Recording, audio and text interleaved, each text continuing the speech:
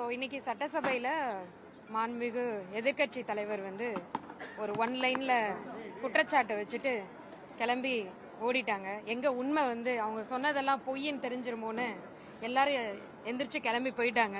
நம்மளுடைய ப்ரூஃபை காமிக்கிறதுக்குள்ள அவங்க எந்திரிச்சு போயிட்டாங்க. நம்மளால பேச முடியல. இன்னைக்கு நான் சொல்றேன், ஆந்திராவுக்கு போயிடுச்சு, பக்கத்தில் இருக்க ஸ்டேட்டுக்கு போயிடுச்சு அப்படின்னு நிறைய விஷயங்கள் சொல்லிட்டு இருக்காங்க. அதுக்கான கம்பெனியோட லிஸ்ட்டையும் அதுக்கான காரணங்களையும் நான் சொல்றேன். அதுக்கு முன்னாடி அவங்க மேல ஒரு நான் குற்றச்சாட்டு வைக்கிறேன். கடைசி 5 வருஷத்துல அவங்க பக்கத்து ஸ்டேட்டுக்கு விட்டு கொடுத்த ப்ராஜெக்ட் எத்தனை தெரியுமா? 25 இன்வெஸ்ட்மெண்ட். அந்த 25 இன்வெஸ்ட்மெண்டோட வேல்யூ என்ன தெரியுமா? 3.3 லட்சம் கோடி. 3.3 லட்சம் கோடி. அதனால எத்தனை ஜாப் நம்ம தமிழ்நாட்டு இளைஞர்கள் இழந்திருக்காங்க தெரியுமா? 2,03,000 ஜாப்ஸ் இழந்திருக்காங்க.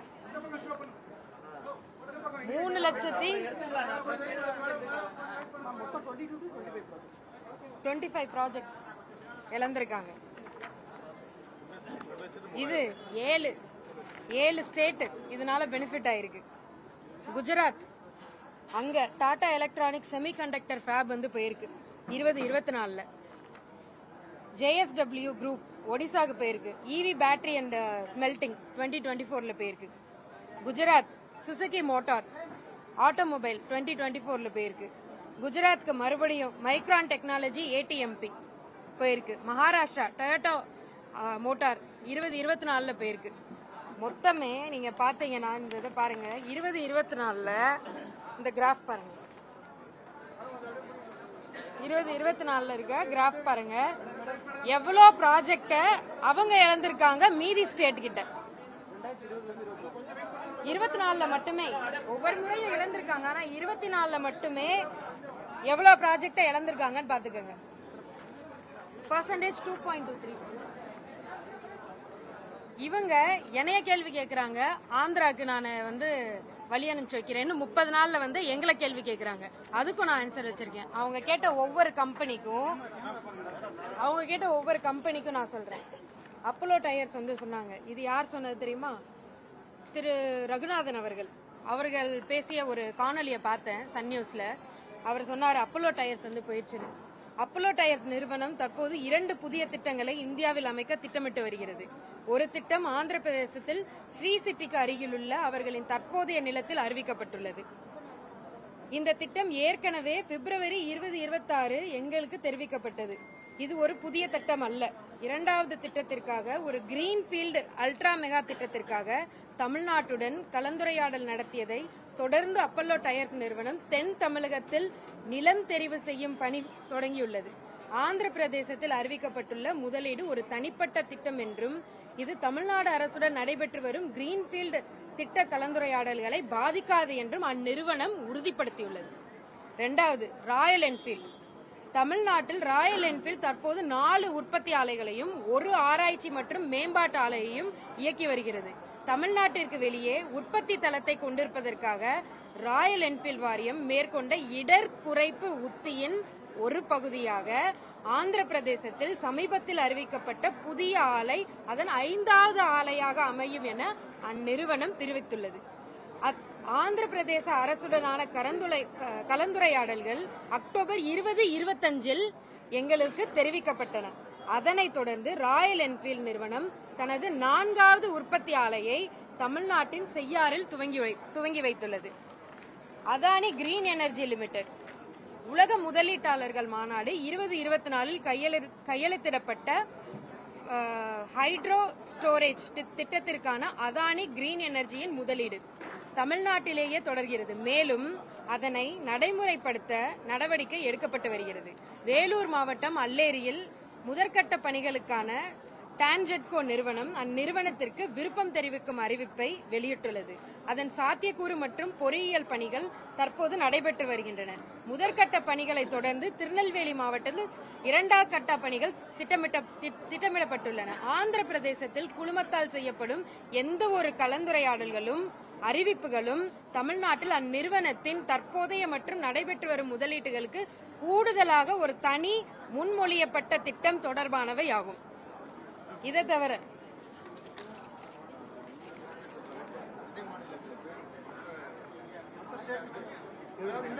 இது வரைக்கும் ஒண்ணுமே போல. அவங்க சொன்ன 40 டேஸ்ல ஒண்ணுமே போல. அவங்க அதுக்கான ப்ரூஃப் தான் இது. அவங்க சொன்ன இந்த Reliance solar and battery storage மேனுபேக்சரிங்கும் இத்திட்டம் தொடர்பாக தமிழ்நாட்டுடன் எந்த ஒரு புரிந்துணர்வு ஒப்பந்தமும் கையெழுத்திடப்படவில்லை. மேலும் இத்திட்டம் குறித்த இறுதி முடிவு இன்னும் எடுக்கப்படவில்லை என்றும் எந்த ஒரு மாநில அரசுக்கும் இது குறித்து அதிகாரப்பூர்வ தகவல் எதுவும் தெரிவிக்கப்படவில்லை என்றும் ரிலையன்ஸ் நிறுவனம் எங்களுக்கு தெரிவித்துள்ளது. இத்திட்டம் தொடர்பான அறிவிப்பு ஏதேனும் வெளியிடப்பட்டால் அது நிறுவனத்தின் வருடாந்திர பொதுக்கூட்டத்திற்கு பிறகே நேரடியாக வெளியிடப்படும் என்று அந்நிறுவனம் தெளிவுபடுத்தியுள்ளது.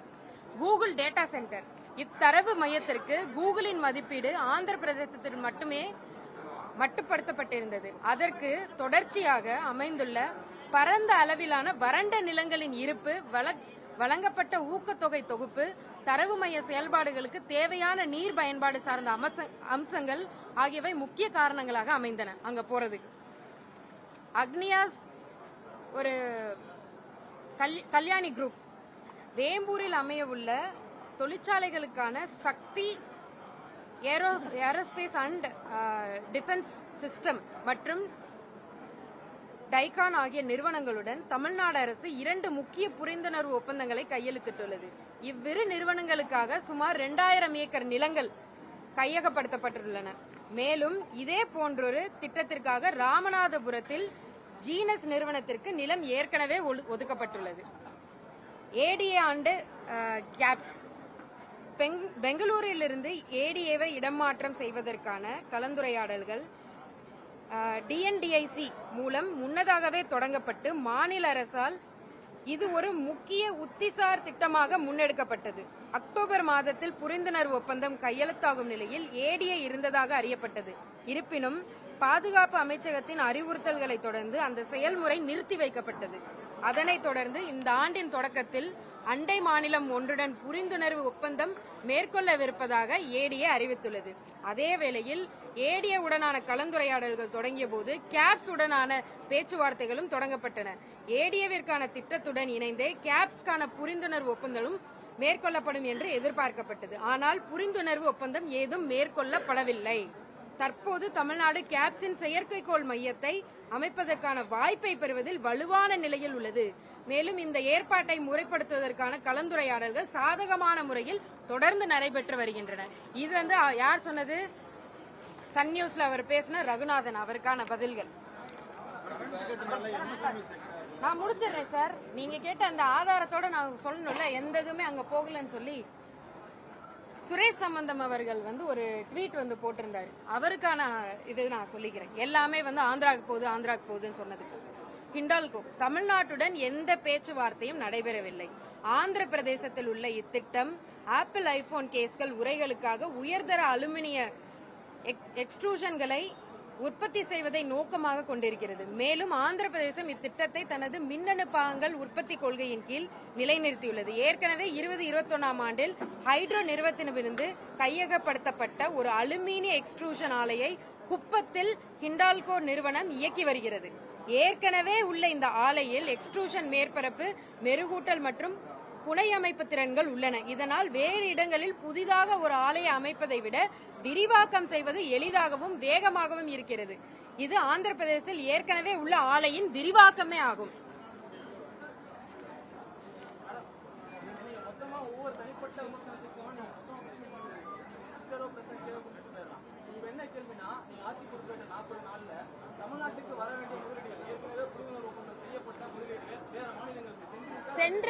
செல்லவில்லைன்றதுதான் என்னோட அதுக்கான ஆதாரங்கள் தான் நான் உங்ககிட்ட இப்ப சொல்றேன்.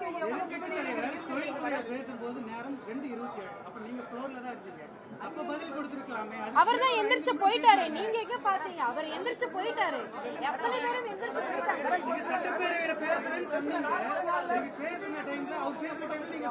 அவர் எந்திரிக்கவே போயிட்டாங்களே.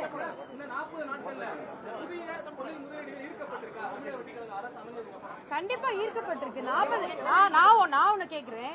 கடைசி 80 நாட்கள்ல போன தொழில்துறை அமைச்சர் வந்து முதலீட்டை வந்து எடுத்துட்டு வந்தாரு. இன்னைக்கு நாங்க 30 நாட்கள்ல வேற ஒரு மாநிலத்துக்கு போய் வேற ஒரு நாட்டுக்கு போய் நாங்க ஈர்ப்பு வந்து நாங்க கொண்டு வந்திருக்கோம், முதலீட்டை எடுத்துட்டு வந்திருக்கோம். இன்னைக்கு ஹூண்டாய் வந்து போகக்கூடிய நிலைமையில இருந்தவங்கள நாங்க போய் அவங்களுக்கு கன்வின்ஸ் பண்ணி இந்த கவர்மெண்ட் இதை தொடரும் அப்படின்னு சொல்றத நீங்க போன கவர்மெண்ட் வந்து வரவேற்கணும். நாங்க வந்து இதை வந்து தடுத்து நிறுத்தலையே, மக்களுக்கு சேவை செய்யணும்ன்றதுக்காக தானே இன்னைக்கு அந்த ஒரு முதலீட்டை கூட நாங்க போய் ஒரு அஷூரன்ஸ் கொடுத்து இன்னைக்கு கூட்டு வந்திருக்கோம். இதை தவிர 2 மோத்திலிங் அண்ட் ஹியூசாங் அவங்க கிட்டையும் நாங்க போய் ஒரு புரிந்துணர்வு ஒப்பந்தம் பண்றதுக்கான MOU சைன் பண்றதுக்கான எல்லாவற்றையும் நாங்க பேசிட்டு வந்திருக்கோம்.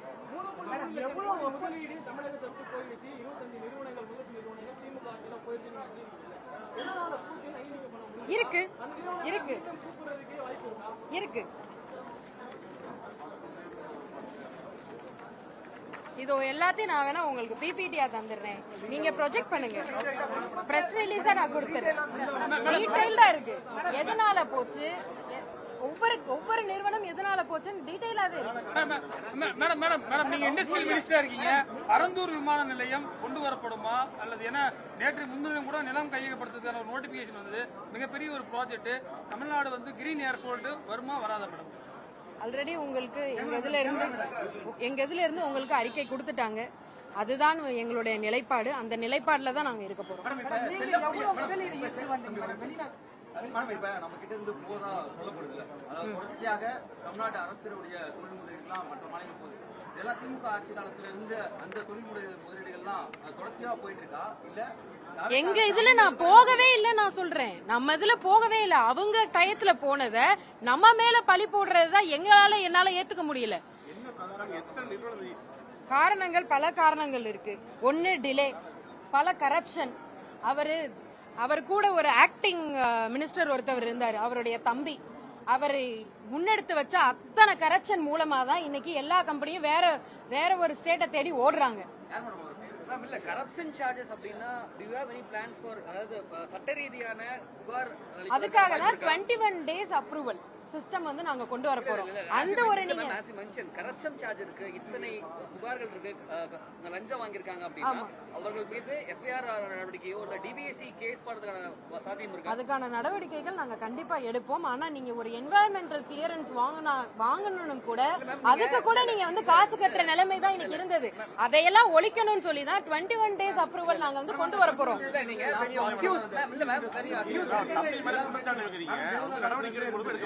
கண்டிப்பா எடுக்கப்படும். அதுக்கான நடவடிக்கை எடுக்கப்படும். அதுக்கு எங்களுக்கு டைம் கொடுங்க. இப்பதான் நாங்க ஒவ்வொன்னா நாங்க சால்வ் பண்ணிட்டு வந்துட்டு இருக்கோம்.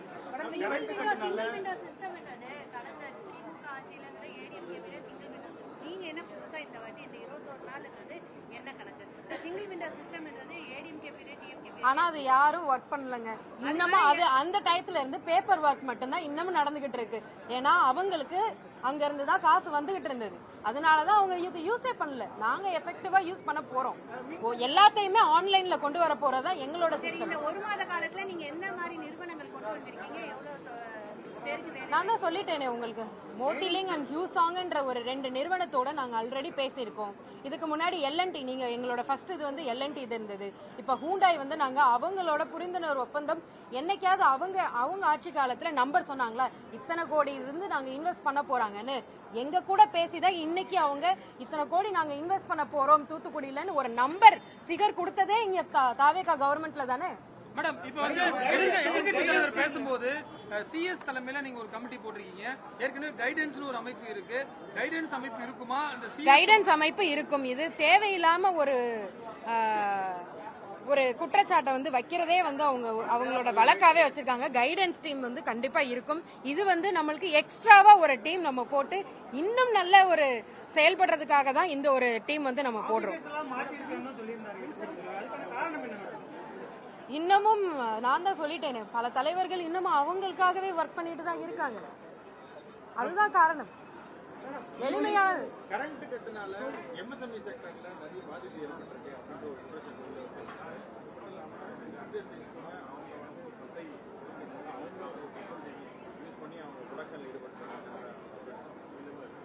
அதுக்கான நடவடிக்கை எடுத்துட்டு இருக்காங்க. கண்டிப்பா அதுக்கான இந்தியாவிலேயே அதிக தொழில் முதலீடுகளை ஈர்த்த மாநிலம் தமிழகம் தான். ஒரு ஆளா கேளுங்க. நிறுவனங்கள் திமுக ஆட்சி காலத்திலே போயிருக்குன்னு நீங்க சொல்ற குற்றச்சாட்டு அடிப்படையில் வச்சுக்கலாம். அப்படி ஒருவேளை போயிருந்தா கூட இல்ல போய் இருக்குன்னு கூட வச்சுக்கலாமே. போயிருக்குங்க. ஆதாரத்தோட ப்ரூவ் பண்ணும்போது ஆதாரம் இல்லாத இருக்கவங்கள நீங்க நம்புறீங்க, ஆதாரத்தோட இருக்கிறவங்கள நீங்க நம்ப மாட்டீங்களே. எத்தனை கம்பெனிஸ் கிட்ட நீங்க பேசி மீண்டும் தொழில் தொடங்க வாங்க ஒரு அதுக்கான இது எல்லாமே அதுக்கான என்ன ப்ரூஃப் இருக்குன்னா அவங்ககிட்ட நீங்க ப்ரூஃப் கேட்க மாட்டீங்க. இருங்க, 25 கவர்மெண்ட் இல்ல அவங்க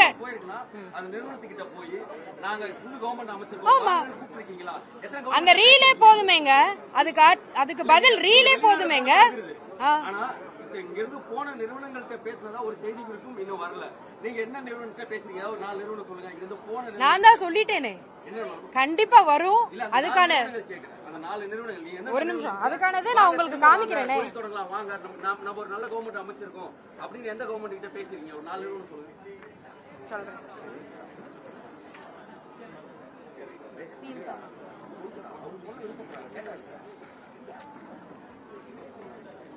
ராயல் என்ஃபீல்ட் அவர்கிட்ட நீங்க கொஞ்சம் போன் பண்ணி பேசுறீங்களா?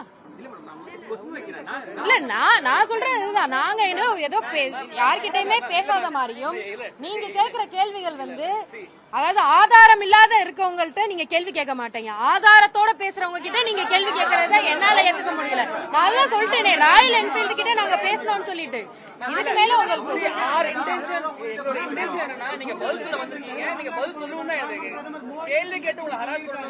மெசகான் டாக் கிட்ட நம்ம பேசியிருக்கோம், ராயல் என்ஃபீல்டு கிட்ட பேசியிருக்கோம். வேற என்ன வேணும் உங்களுக்கு?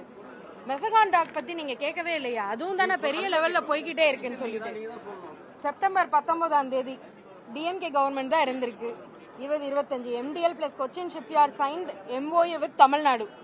November 2025 DMK government. MDL publicly announced Thuthukudi on its earnings call. December 7, 2025. HD Hyundai signs an exclusive agreement with TN.